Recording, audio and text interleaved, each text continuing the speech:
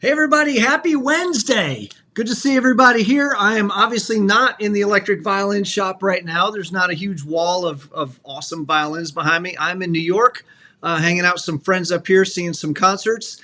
Um, but I thought, we got an opportunity to talk to like the guy in pop punk music with violin. I've been a fan of his since their biggest record came out, since the Ocean Avenue record came out. Heard that thing on the radio and I was like, wait a minute, I think that's a violin. Yeah, that's definitely a violin. I've been a huge fan since then. They are out on the road. Yellowcard is out on the road for the 20th anniversary of that Ocean Avenue record. I cannot believe that 2003 was 20 years ago. None of us have aged 20 years. We're all still the same age. We're same age that we were back then. So today we're going to be chatting with Sean Mackin, who is the violinist from Yellowcard. Like I said, they are out on tour right now promoting the 20th anniversary of the Ocean Avenue record. If you haven't heard that, oh my God, go get that record.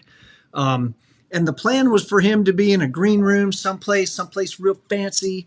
And because you know how green rooms are, super fancy in this place. And then you know what buses do? Buses break down. So they're on the side of the road right now, and he's going to be joining us from his cell phone on the side of the road. But man, thank you so much, Sean, for making time to join us in the middle of a busy tour. Hey brother, how you doing? Thanks for fitting me in your busy schedule. We limped over here to the Loves truck stop in Northern California, and we're waiting for a wrecker to come fix the bus. I think we got a coolant leak.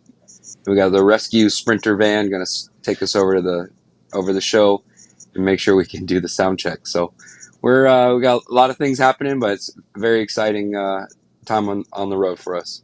Yeah, luckily it's only noon in California right now, so you got a lot of time. That's right. Yes, sir. Well, so 20th anniversary of Ocean Avenue, but that was not even close to y'all's first record. You had been in this band starting just as a teenager out of high school, right? Yeah, we grew up in Jacksonville, Florida. We had the benefit of all meeting at an art school with actors, dancers, singers, obviously musicians, and we were kind of the young crowd that went to the club and caught the punk bands coming through and the rock bands, and from that circle of friends, we started a band. We didn't really know what we were doing, but a couple years in college and a couple people leaving. We got a great new singer. Ryan went to Florida State with me for a couple years, and we ended up moving to California and trying to get a record deal. And a couple years after that, some hard living and sleeping in the van, we signed to Capitol Records, put out an EP on Fueled by Ramen called the Underdog EP that really kind of right at the time where we got signed up by them. And then in the studio, writing a first full-length record, Neil Averon, a lot of disbelief, but we're touring on the 20th anniversary of Ocean Avenue, and so these memories are just flooding back, and wild times for young musicians, young violinists forging his way in the rock world. No doubt. All right, I hit a wrong button here, so I'm gonna try to figure this out. All right, got you back. Oh my goodness, it's like an amateur hour here. I don't know if you can see all the slides and stuff on your end, but I'll get it figured out. I promise I've done this before. No, I got people walking by. I'm in the front of the bus, and they're waving and stuff. So tell them to bring you some snacks. Yeah, I was like, no, we got Selena Gomez in here, man. So y'all just chill out. That's awesome. Yeah, I had a buddy who's out right now that we're here in New York to see him on his tour, and they were in like Montana or something the other day, and somebody comes up and knocks on the bus and goes, "Hey, is this Eminem's bus?" He's like, "Did you hear that Eminem was in town or something?" Or like, "No, we were just guessing." Yeah. He's like, "Of all the people to guess." Please lower your voice, sir. Marshall's sleeping. Thank you. Yeah, have a good day. So how many dates have you been on this tour so far? So we started kind of circling through the East Coast. We got June 18th, we started for rehearsal. We played Summerfest in Milwaukee. and then kind of swept through the East Coast down through the South. We're going to snake our way up the West Coast and then end up back in Portland, Maine. So we're just about in the home stretch. We got 3 weeks left. So June kind of 18th or so to about August 20th, I'll be home. So it's been a lot of fun. A lot of familiar faces singing songs from the past. So it's pretty good for us out here on the road. We called it quits here in 2017, retired the band, fully done. Everyone had side jobs, and now we played a show last year in Chicago called Riot Fest. Misfits were on the bill with Danzig, original singer, and it's just incredible to have that type of response, and really started getting the gears turning about, should we play more shows? Are we looking at festivals? I mean, I had just a normal everyday job up until about 70 days ago. I think it's 77 days now if I keep a running tally. But um, we had concerns of not being able to support our families, and we have amazing fans, and this is not anything about those that were there for us, through the mid 2000, the teens. This is just more about, we got to a point in our life where we have families and kids and houses, and life on the road just got to be a little bit too hard. And instead of driving ourselves crazy, we thought we'd kind of maybe wrap things up gracefully. And our fans now had a different idea of what that looks like in 2023, because they quite literally revived us from the dead, and playing our biggest show last night to almost 7,200 people in San Diego, right at Petco Park, and Los Angeles sold out, and 2 nights at Daly's Place, which is right next to the Jaguar Stadium in our hometown of Jacksonville, Florida. So, just making so many memories and celebrating, a collection of 13 songs that just changed our life forever. Yeah, for sure. That's amazing. Somebody's asking, are you coming to New Mexico? I guess are you coming back around that way, or you're headed north now, huh? Yeah, we did go to New Mexico, but we had a nice quiet day off. We partnered with our booking agent's been with us since 2001, and it's so rare to be in this music industry and have someone that understands what your band is trying to do, and the places that you've been and the places that you want to go. And Corey Christopher Martin, she's done that, and booking shows. It's not sometimes able to get every single city every single time. Venues are usually spoken for by the time you're trying to make a plan, and the routing gets all um, wild, and you end up zigzagging all over the United States, and your Google Maps looks like you don't know how to drive because you're going left and you're going right. So we do have great fans in a lot of wonderful cities that we haven't been able to hit. So the good news is that because of how wonderful our fans are, we're going to keep this train moving. So we'll see what the rest of the year in 24 and 25 looks like for Yellowcard. Oh, that's amazing. I love that. And you guys are Pretty still making cool. new music. We did. We just put out a 5-song EP called Childhood Eyes. Um, we did it as a surprise, and I mean, it's crazy. We pulled it off. Normally, something leaks or something gets stolen or whatever happens, but um, we were able to kind of operate. We wanted to have like a thank you present or a thank you card to our fans after the warm welcome at Riot Fest, and to kind of plan this Ocean Avenue deal this summer for the 20 year.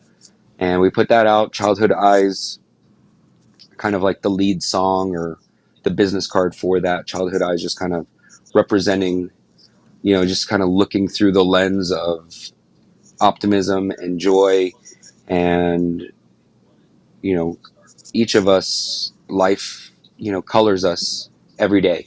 Sometimes you're down, and sometimes you're jaded or kind of burnt out, and we wanted to get back together and say, hey, what's the best part of our band? What are the things that people love about Yellowcard? And we wanted to make sure that we put that out with Childhood Eyes. We have a song. There's A young man by the name of Vic Fuentes in a band called Pierce the Veil, wildly talented singer, and he's always kind of championed our band. He was there. He sang with us at the APMAs in 2016. We kind of got a Lifetime Achievement Award, and we had a performance, and Vic sang with us. And then we also have his song, a little more acoustic, string-driven ballad that I love so much. Chris Caraba from Dashboard Confessional / Further Seems Forever. He and Ryan have remained close, and he's out on tour with Counting Crows, but he took some time out of his schedule and sang a duet with Ryan on this track, and it's one of my favorite songs we've ever done in the Yellowcard catalog. So that's out in the world and released, and we had our first official radio ad at Alt 97 in LA. Ted Stryker and iHeartRadio, the team over there, they see something in our band, and it's first time in 16 years, but we have a Yellowcard song on the radio in rotation out there in the United States. It's pretty cool. That's awesome. Yeah, the video for that is killer too. It looked like it was a lot of fun to do that. Yeah, I mean, thank you. The videos are tough. It's like, do we tell a story? Do we have to perform? Like, do I have to be in it?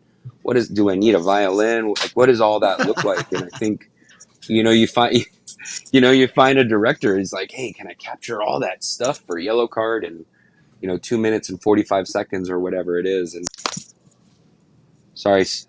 Oh man, that's incredible. Cell phone technical difficulties. There we are. I'm like a grandpa. Look at that. Technology. So, yeah, right. So with the video, we had this team from St. Louis, Jordan Phoenix and his team. We were interested in working with them because of their time with Story of the Year, who's another band that we toured with in 2003 Warped Tour. They have a 20-year record out, and they have remained close with us. And you work with a director that's worked with your friends, and you enjoy the type of work that they do, and you're like, man, I feel comfortable with someone like this, with an artist that's going to take and capture. And Ryan and I had an idea of kind of a search and rescue, which is super relevant to our band right now. It's like, hey, where is everybody at? Let's get us all together. And we like this kind of like Lord of the Flies, like younger vibe. I think it added some lightness and fun to it. And Jordan ran with like a cinematic theme, and it fits with, we're big movie guys, we're big soundtrack guys. And so to have another Yellowcard video out there that kind of fits, the Ocean Avenue, the Rough Landing Holly, the Only One, some of these bigger feeling cinematic without going too heavy or too expensive.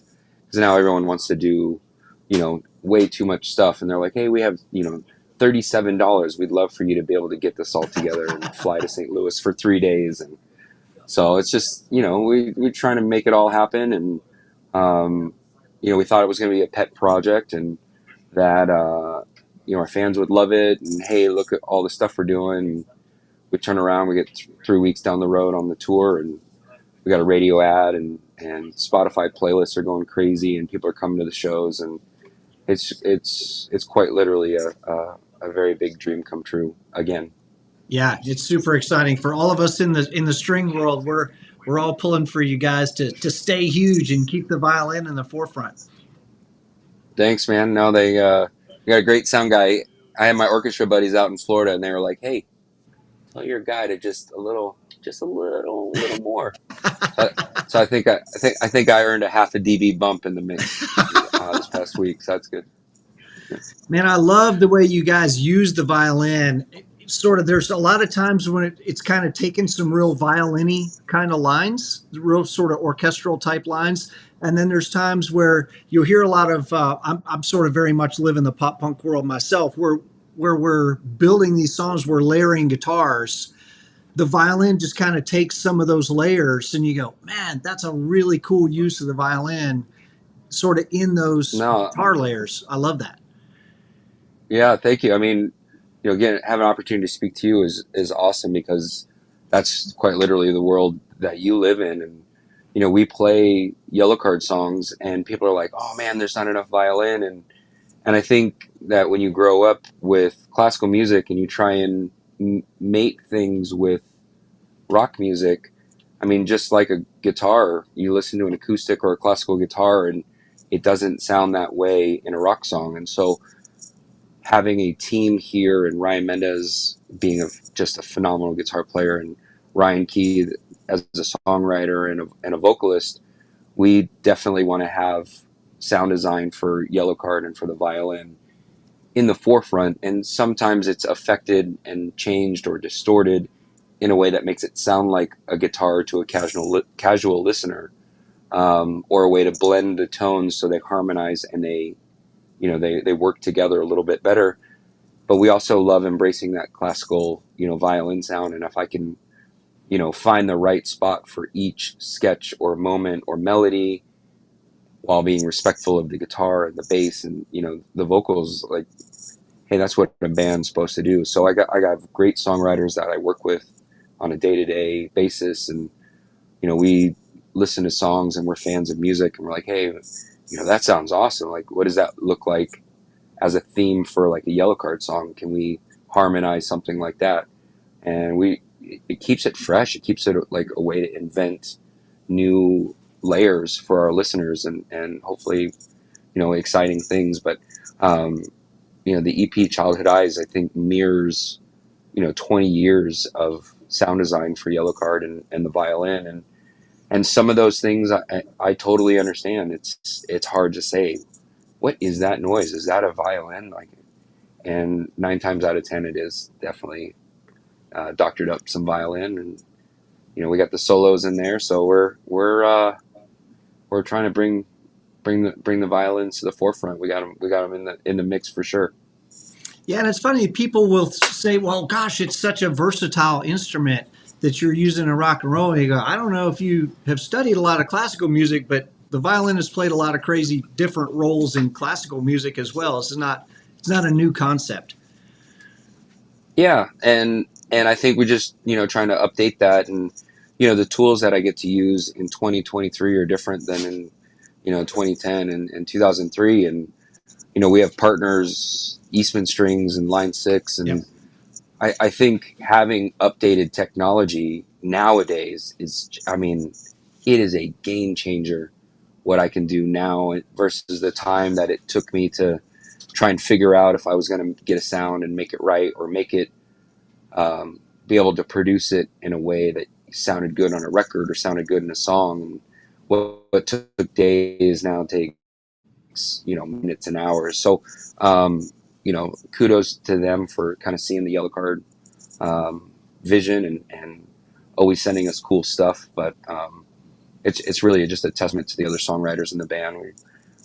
Making sure that we have room for each moment. We're not trying to drown our songs out. And just, I love writing Yellowcard songs with the dudes, and hopefully you can hear that in the Childhood Eyes EP. Yeah, for sure. It sounds like you guys never missed a beat. It's still, as soon as you start the thing, you're like, dude, that's Yellowcard. It sounds just like Yellowcard. But it's kind of like you said. There is a feeling there that like these guys have been through some stuff since the last time. Like you can tell that you guys have matured as players and singers and songwriters, but it still has that old feel that I think everybody just kind of fell in love with. No, thank you. Yeah, I mean, that was important for us as we kind of like step forward, as like, hey, how do we update this Yellowcard sound? How do we capture what we and our fans have celebrated as the best Yellowcard uh, sort of product? And we just wanted to kind of make sure that maybe they met together in this batch of songs. So we're having fun. We're playing Childhood Eyes every night. Seeing 7,000 people clap along to the downbeat and singing along to the words. Like, you can't describe that feeling. It's amazing. That's awesome. So you said you're playing Eastman violins, right? Hmm. Oh yeah, And then are you running into a Helix or what line six product are you running? yeah. We got the Helix floor deal, and I really run 3 or 4 sounds, and I got wireless on the shoulder rest, kind of make sure that it's. I mean, it adds some weight to the violin, but keep it mobile and light and easy to move around. So, but the sound. I mean, I used a Line 6 HD pod rack system for I think 10 years, and so having 10 years of sounds and trying to figure out when you get a new pedal or you get a new setup, you're like, man, it doesn't copy over. Like, how are we going to start over? And so, we have EQs saved from our studio time and what the violin kind of gets kind of notched out from our studio, and what we can apply and make sure that some of the bow hum and some of the noises that maybe aren't as desirable, we kind of can mix that out. But Line 6 has done a great job. There's so many artists, touring musicians, guitar players, saxophone players, people that I know and love in the music industry that they just swear by it. And for us to get a partner with them and help in our quest in making the best violin sounds possible. So, and I've had people come and say, "Hey, man, what are you doing with your amplifier? Like, what is going on?" And I'm like, "Oh yeah." They look at it and they're like, "Oh yeah, your Helix game, like this is crazy." So they're at the forefront. I'm happy to champion their products. Had a freak accident in Jacksonville, Florida, which, I mean, just crazy. We're outside. It's 100 degrees. It's 103 on stage, heat index, and I'm like, I mean, you're performing, and you can't keep your hands still, and your fingering is like your fingers are all webbed, and the bow kind of slipped out of my hands. I was doing like a move and slipped out of my hands, and the stage is poured concrete, and my bow just shattered on the stage. And I was like, oh, and it was literally the night of Ocean Avenue's 20-year birthday. And, I tried to play it off. I had backup bow, and I called Sarah, who's my rep over at Eastman, and she's amazing.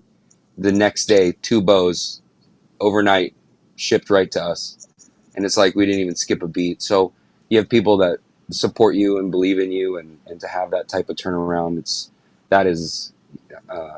invaluable. You can't say thank you enough. So to all my people at Eastman and Line 6, we're just so grateful.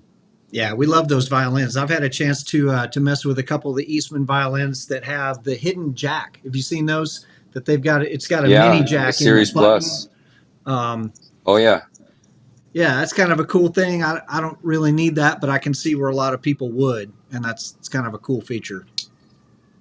Yeah, they sent me a couple of professional series. I got the Jonathan Lee, and it sounds amazing. And so I think the hardest part, I played Zeta violins for a long time. I think the hardest part is making a violin sound acoustically pleasing like you would off a microphone or in a studio.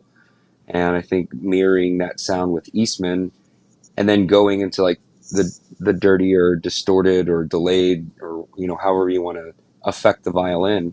I think you have an opportunity to kind of, starting from there, kind of do whatever you want. But if you can get that sweet kind of round, full sound in a live setting without some of the harshness that can happen, and we're happy to be in that place right now. Yeah, no doubt. Yeah, I'm a Helix guy, and I've been a Line 6 guy for, gosh, probably 20 years, and it's never let me down.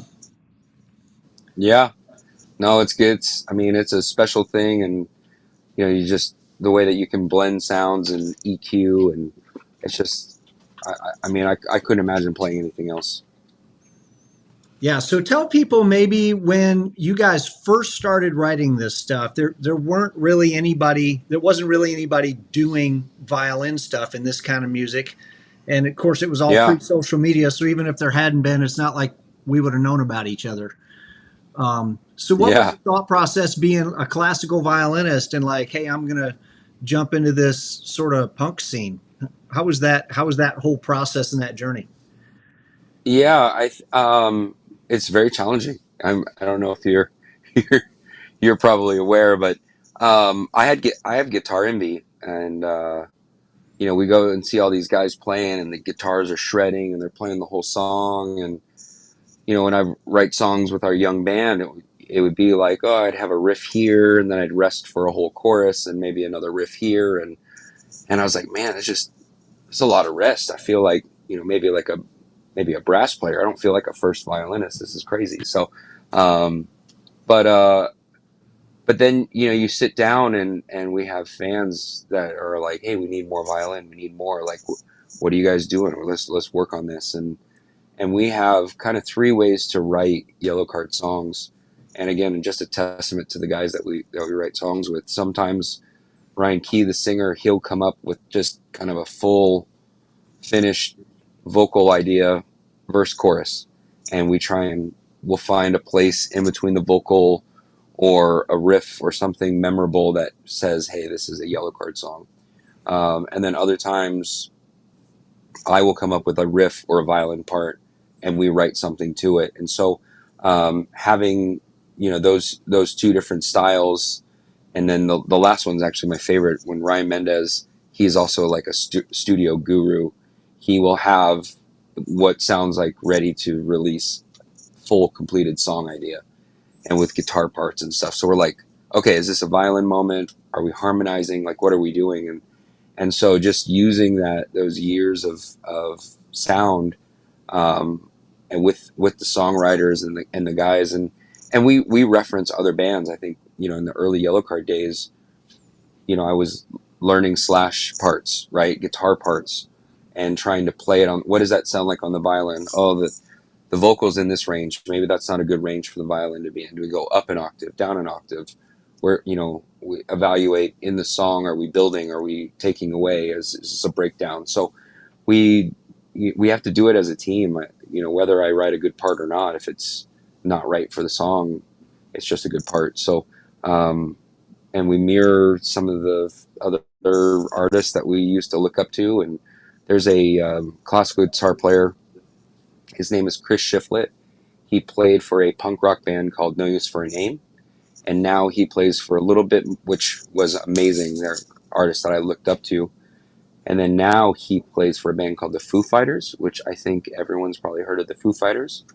But learning Chris Shiflett guitar parts on the violin helped me translate into violin for Yellowcard, because hearing a classical musician, albeit on a different instrument, but you hear that musician and you hear those runs and those scales and those passes and those arpeggios, and then you're like, wait, I know exactly what that is, and if he can do that, maybe I can do that in a Yellowcard song. And so you have these artists, and everyone does. It's like they catch your ear or they catch your attention, and I don't want to imitate or copy, but I definitely was inspired, and I was like, man, we could probably do stuff like that. So, and then now we're at, and I get people that are like, hey man, we're doing this in our band, and that's what Yellowcard does. So, it is a pretty full circle deal, but having those songwriters that we are collectively focused in the same Yellowcard direction, and guys with us, I just, I couldn't imagine writing songs with other guys. Sorry, 1 second. Oh, you're good. Hey, there's someone up here knocking on the door. Yeah, I think it's our rescue driver. We got a rescue driver. All right. Woo. Yeah, Chris Shiflett's a great player and a brilliant musical mind too. He's got that podcast of Walking the Floor, I think, is the podcast. Where he interviews a bunch of country guitar players and all that. It's really, really, really good. Yeah, no, he's a talented guy, and I don't get starstruck that often. I had the opportunity to meet him a long time ago, and I was just like tripping all over my words, like, "You're amazing. Hi, I'm Sean. Thank you. I'm gonna leave now. Thank you, sir." So, but yeah, he's amazing. That's awesome. Have you guys had a chance to play with the Foo Fighters? We not really. You're on those. Sometimes you get on a festival bill, and their name is like way up here, and you can read the letters, they're this big, and then we're kind of over here on this side. But but yeah, I mean, we've toured with Chris's old band, super early 2000s, and had met them at a couple of the bigger gatherings. But yeah, just always hold them in such high regard. Everyone has the greatest things to say about them. So very, very grateful that they're on the path. They do what they do, and gives us something to kind of look up to and strive for. Yeah. So I know you do run some effects other than just kind of, hey, we're going to do this clean violin sound. What are some of your favorite effects to run with Yellowcard? Well, the cook doesn't give his recipes away, Matt. Come on, man. Ah! I have some modern magic that I'll hold back a little bit, but we explore a lot with some soft distortion. And what I really try to do is blend, even on our full kind of like gritty, distorted violin sound, the line six will give us the flexibility to blend the classical violin with the distorted violin sound. And so, which I think gives us this really nice sweet tone. I love like a little wah filter on there, and it doesn't have to like kind of scroll through, but I just love the bend in the bell in what the wah adds to the violin. I mean, I love using the wah pedal and rolling it open and closed, but I think the trouble that we had was I got the violin sound so distorted and so gritty that it quite literally sounded almost identical to an electric guitar. And so I think in honoring our fans, even though it was like violin camouflage. I'm like, I can do anything. I could be all over this song, which I thought was super exciting. Some of our fans were like, man, we missed the violin. Where's the violin at? And so, it's good to have boundaries and bounce back. And so one of the things that I like to do is make sure that we do honor that violin sound. And I just, without having guitar envy, I want to make sure that even if it is an affected sound, that you do have some violin flavor.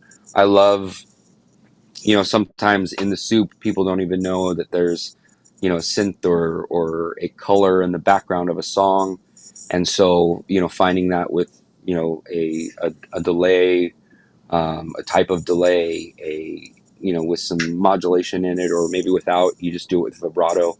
That's a huge staple for Yellowcard in the soup of our songs. And so, layering in different violin elements and things like that is pretty cool for us. So without giving too much of what I can put together away, that took years and years of dedication and design. But yeah, I mean, again, the line six, like it's EQ, reverb, gate, noise gate, things like that, just all in line, packaged together, and then affected, and then packaged, and then maybe reverbed, and it's so amazing to have such a powerful tool, just available.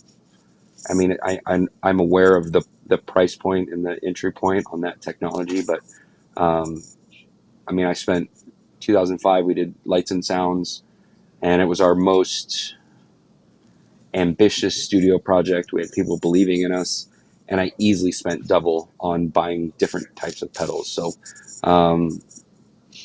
I think for maybe lesser sound. So we're grateful for that, and we wanted to make sure that we have something unique, right? We have Yellowcard has the violin, but we need to make sure that the violin is recognized, because then we're just another band that just has kind of cool sounds. And I think where we didn't know how to embrace that as young 20s or teenagers, now as I think you said we weren't aging, but I'm happy with aging. I'm happy with being a little wiser in my young 40s with some silver in my hair and some knowledge in the foot pedal. Yeah, that's awesome.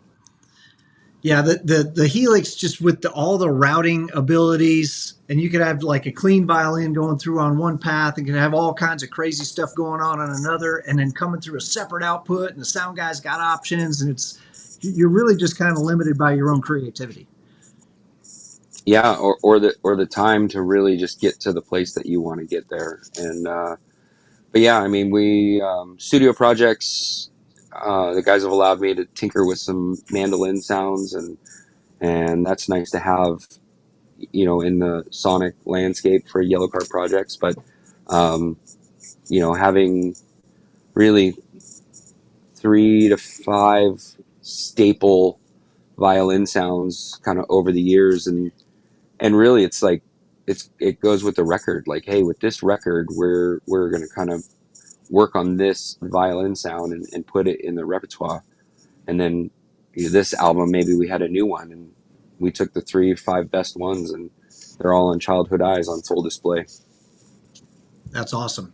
And that's one of the fun things about amplifying too, because as a classical player, you can create all these different sounds and textures with your right hand and your left hand, right? And we can still do that with an amplified instrument, but then you add in this whole other new palette of things that you can do. And I think a lot of people in the classical world sort of go, "Oh, well, you've abandoned all this old classical technique in favor of knobs and buttons." And you go, "Man, it's really more of a both and." We've really just expanded our color palette rather than moved it or shrunk it. Yeah, and I think that often could be lost, in a violinist, trying to seek some of those other things. But the the violin is such a dynamic instrument, and some of the sounds, and it's just like learning to play a new instrument. Some of the sounds, they don't sound good, and you figure out, either can you make it sound good, or do you move on and try something different. So but yeah, I mean, full support of record label, producers, other songwriters in the band, and to to try the stuff. If it's not working, then we move on. But again, I couldn't do it without the guys. So we're Team Yellowcard over here. They're looking out for the violin for sure. That's awesome. And I love how you talk about the sort of the interplay between ideas that you guys will sort of throw against the wall and see what's going to stick, and then the feedback from the fans going, yeah, like it's kind of cool that you were doing a lot of distortion stuff, but I see a violin, I want to hear a violin. And then the response from you guys, like, I mean, we got a lot of creative ideas. We can, we almost want to make it a collaborative effort between you and your fans, right? Yeah, I mean, we've always had that relationship. We had early message board for Yellowcard and familiar faces at shows, and we definitely want to make sure that, I mean, I'm a fan of the guys that I write music with. These guys are super talented, and having that relationship with our fans, whether it's something on Instagram or a comment or on our Discord where people are just, it's great to have that community, and so we want to honor them. Definitely, if you sat down and were like, "Hey, walk me through that," you're like, "I'm not going to listen to anybody. I'm going to write not good sounding songs."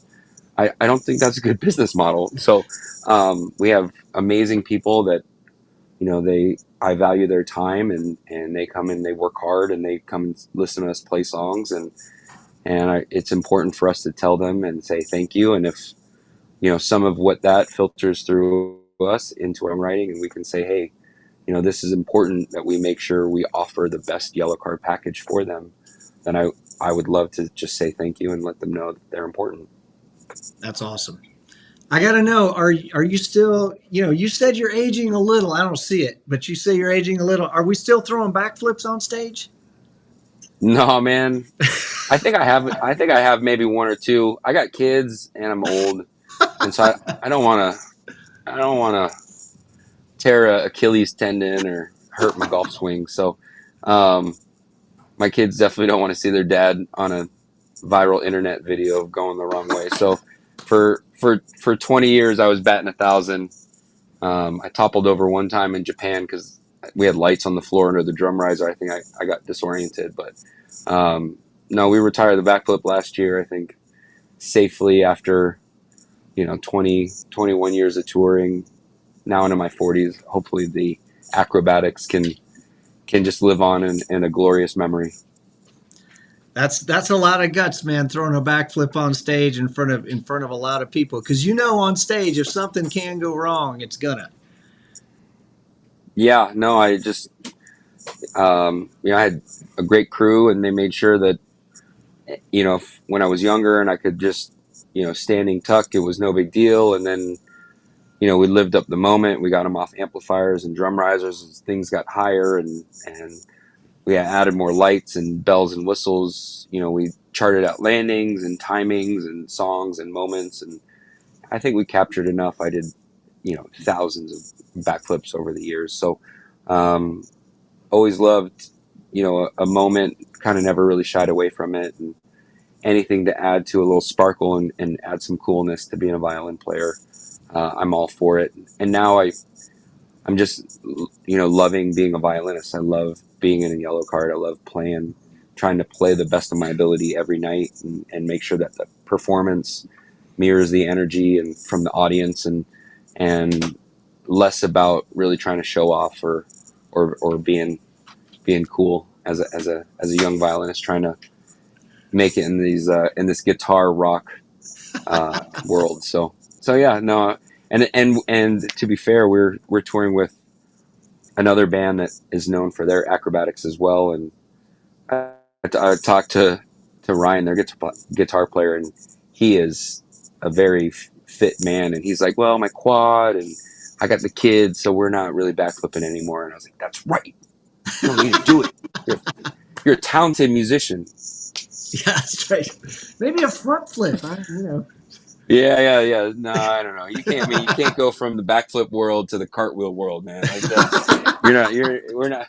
We're not accepted that. So we're in a good place. That's awesome. Well, hey man, you've given a lot of hope to a lot of string players around the world. That kids sitting in orchestra class are like, wait, I can be cool like that guy. So just much I love hope from the so. orchestra community to you guys, and super excited about the new EP. Thanks so much for taking time to join us. Where can people find you guys and your music if they're still unaware at this point? I don't know how to help them, but where can they find you and Yellowcard? Yeah, I mean, we probably interact the most with some Instagram and some Twitter. We got the Discord going on for Yellowcard. Spotify has just been great to us, and so we have all of our new music there. But my Instagram is S Mackin, first initial last name, and then YC. So S Mackin YC, and we got Yellowcard. Look out for the blue check mark. That's real on Instagram, and we are traveling to San Francisco. We're out on tour until end of it. We'd love to see you guys out at a show. That's awesome. Man, it's long overdue. I wish we could have gotten together many years ago, but you know how the world works. But super, super proud of you guys, super excited about everything you're doing, and hopefully we'll catch each other again in the future. I look forward to it. Thank you so much for your time. And next time we pass through the East Coast, love to have you out. Yeah, man. Love to do it. Thanks, everybody. We will see you next week.